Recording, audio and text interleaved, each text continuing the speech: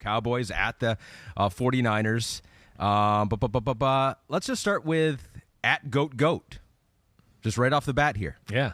Which team is more talented? Cowboys or 49ers? Yeah, that's the exciting thing about this game. This is why this game's going to break the ratings meter on Sunday night. We should have got this game on NBC. This one. We like our game. We like our game. We do. I'm pumped. I'm going to be on the field with Patrick Mahomes. I'm not complaining about that. But I do think that when you talk about freaky players at the skill positions and things like that, this is probably about as crazy as it can get in the NFL as that's concerned. I know there's probably a few other matchups that I'm missing too, but you just go through it. One, receivers, holy cow. I don't know. Let's go through it. Let's go through it as a fun exercise right here. Yeah. My initial thought right off the bat is the 49ers are freakier than Dallas. But it's not by like some long shot where I go, it's not even close, right? So receivers, I'm going to give the edge to the 49ers. Yeah. I am, but it's not by anything extravagant. I'm going to give the quarterback edge to the Dallas Cowboys. Sure. So there's that. Running back, oof. I'm going to give it the 49ers too. Yeah, definitely. But damn, I will say, once again, Tony Pollard is really damn good. Mm-hmm. And going back to that game there too, I don't like saying this. I really like the guy. Zeke Elliott still gets the ball too much. Yeah. There was a few runs in that game where I go, if that's Tony Pollard there, that would have been a 25-yard gain. They got to stop just trying to appeal to the leader of their team and a guy that was a high pick. Someone that maybe makes sense in the regular season, right? Keep these guys. Right now, 17 games, but now we're in the playoffs. We're in the playoffs. Like, those 20 yards could be big this weekend where you just go, well, we wanted to get Zeke in because he's Zeke and we like him and he's one of the leader of our team. Well, okay. Well, you're punting now because you liked him. All right? Yeah. 13 carries, 27 yards for Zeke against the Bucs, 2.1 yards per carry. Right. Not great. Offensive line. Yeah. I'm going to go with the 49ers, but it's close. Mm-hmm. Tight end, we're going Niners. Again, it's close. Mm-hmm. And like Dalton Schultz and Ferguson and them, they're damn good, right? So I guess offensive side, we gave 49ers everything except quarterback. I think right? so, yeah. Right. So it's seeming like the 49ers are going to win in a landslide. But if we're going on that, it's like, okay, the 49ers got a 10, and then the Niners, the Cowboys are like a 9. You know what I mean? But we're in the playoffs. That's what we're going to see. You're right. Defensive side. D-line, I'm going to give it to the Niners. Even if you put Micah Parsons on the D-line. Yeah. Wow. Which he is, and I'm counting him as that. Ooh. But it's the other two freaks, and it's Armstead and then Javon Kinlaw that to put them over the edge. Man, linebacker, I'm going to go with the 49ers too. Man. I know. You're right. Secondary, Cowboys. Definitely corners. I'm going Cowboys. I like Charvarius Ward. He's really damn good. But, yeah, Utah, Duron, Bland, Diggs, that's a pretty damn good group. Safeties, it's pretty even. Okay. Hufanga probably gives the edge to the 49ers. So I guess we went through it, and the 49ers have the advantage here. Yeah. But I don't think it's anyone where I just go, oh, this is such a mismatch and a concern right here that they're blown out here. Again, this is the type of thing where right game plan, how guys react to pressure, we can go, well, I don't know. They look just as good as them. So that's where it's going to be interesting. And then when you throw in the fact that, hey, Dan Quinn does know the Shanahan offense a little bit. And Dallas does have a ability to run the ball and ability to game plan specific, like we've talked about with the 49ers and their quarters coverage, to where, hey, yeah, we can run the ball. Hey, safeties, you do have to help out. Oh, boom, there's Michael Gallup over the top, or CeeDee Lamb, right? So there's some things that play into their favor that way as well, to where I go, yeah, that's why I'm expecting the ratings meter to break in this one, because I think we could be sitting here in the fourth quarter. Michael Parsons goes around the edge. I don't give a shit if they got Trent Williams or McGlinchey or whoever. Yeah. He can go around the edge against anybody at any given time and get a strip sack fumble. One of those plays, and all of a sudden we're going, can you believe this? The Cowboys are going to upset the 49ers. Yeah. Now, I know the 49ers can do that on their side of the ball, too, and that's why this game is awesome to our @GOAT question there. So we'll quickly look at both sides of the ball here. Let's start with the 49ers offense and kind of the Dallas defense. Derek Weatherford writes into you.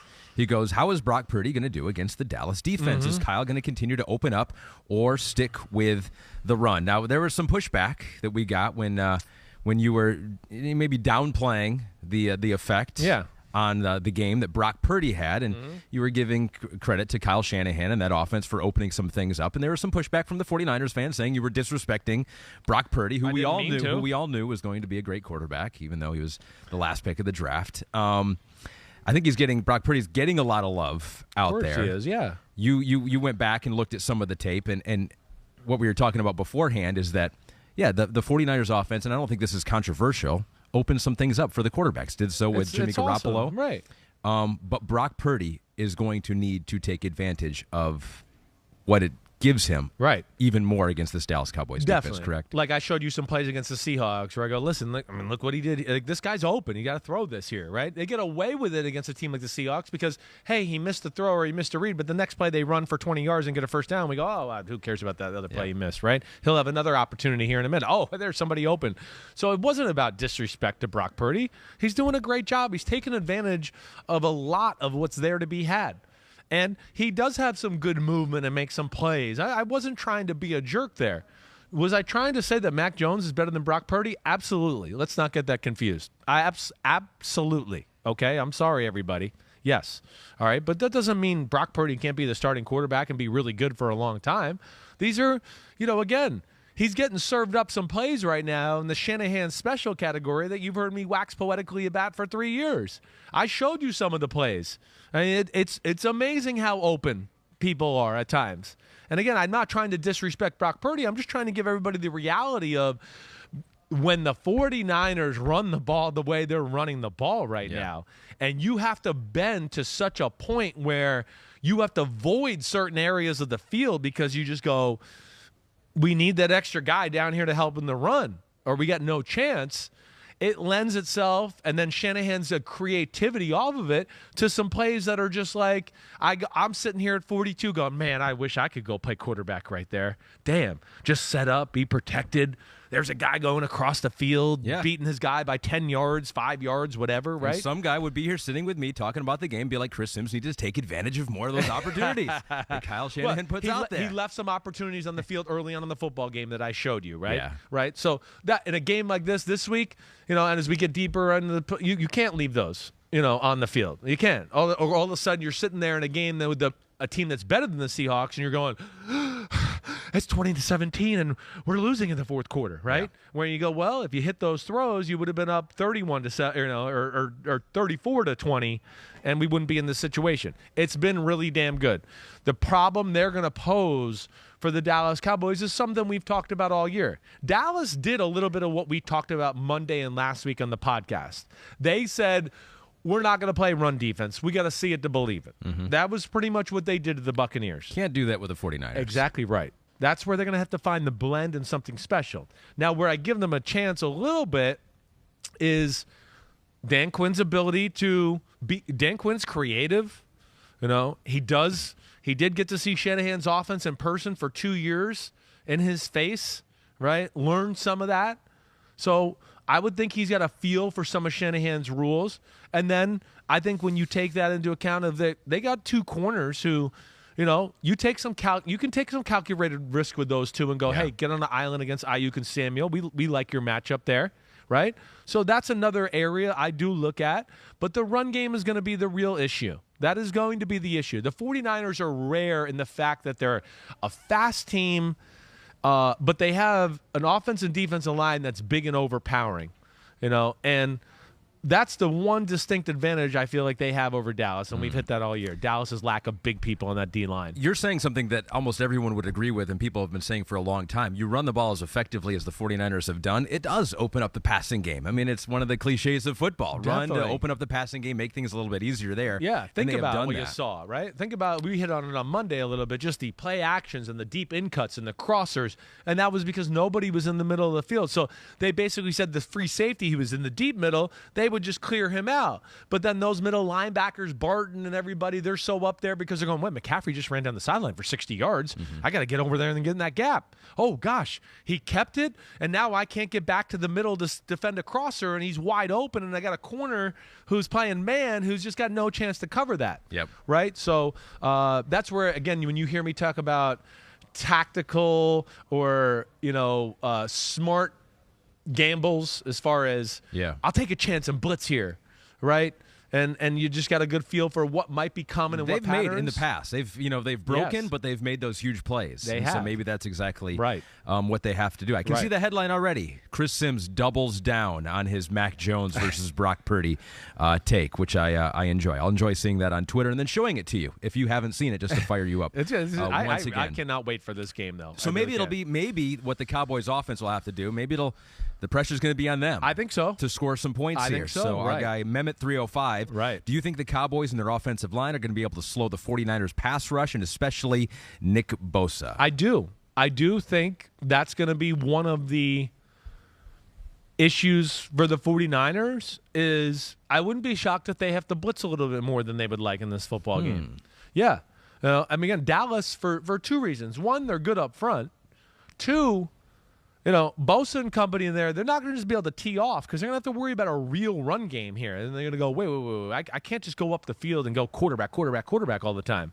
I got to be a little bit cognizant of my gap in the run game, and they might have somebody pulling to kick me out and all of that as well.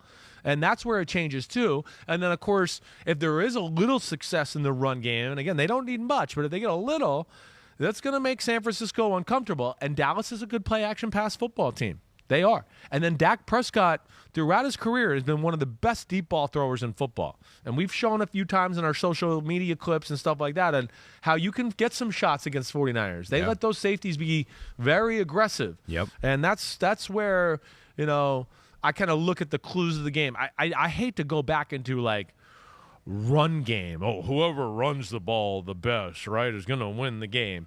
And I don't necessarily mean it. Just run it effective enough to where it's going to make one of those defense really be in a really tough spot. One more thing. This is interesting from Plug and Play 16. Yeah. About the defensive coordinators. You've heard D'Amico Ryans, Dan Quinn getting some interviews for perhaps head coaching jobs.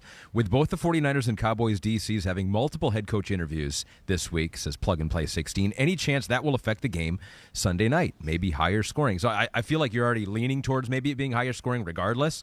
But I am curious, you do see that a lot this time of years. Coordinators are interviewing, checking in with other teams. You think that affects them at all? I do. It's a shame. I don't really like it. First off, this is supposed to be like the crown jewel of our NFL season. Yeah. Why the can't we have all our organizations all in on the game? I do wish, and I'm going to steal this from Florio because Florio's been saying this for a little while. I wish they would wait till after the Super Bowl that all this is over. Right, so you can't have contact. Same way with free agents, right? You can't have contact with them until this certain time. Gotta wait. Should be the same way with coaches. Gotta wait. It's not fair to the players on the 49ers. It's not fair to the players on the Cowboys. It's not. And I'm not mad at D'Amico Ryans or Dan Quinn. This is the system. Don't hate the player, hate the game, right? Yeah. It's messed up that way, but of course it does.